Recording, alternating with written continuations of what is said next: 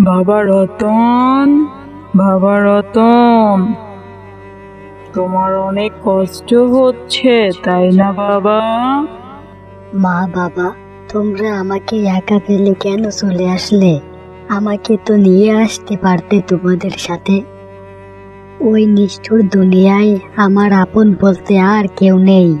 যারা আছে সবাই শুধু লাভের চিন্তা করে, কেউ কারোর সুখ দুঃখের কথা চিন্তাও করে না। সবাই কেবল নিজেরটাই বোঝে। কেউ আমাকে একটু সাহায্যও করে না। দুনিয়ার সবাই স্বার্থপর। আমাকে ওরা তোমাদের রেখে আসা বাড়ি থেকে বের করে দিছে।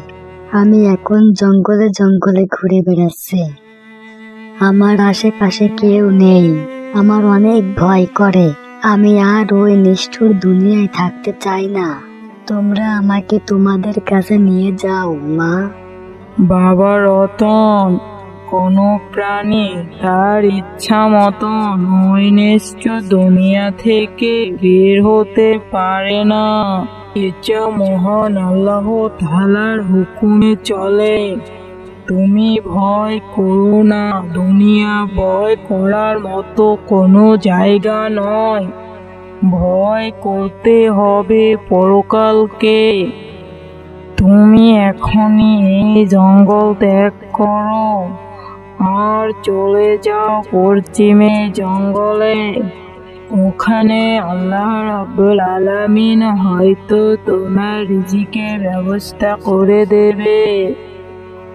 আমাদের শেষ কথা তোমাকে বলে যাই, কেবলমাত্র একমাত্র আল্লাহ ব্যতীত কাউকে ভয় পাবে না।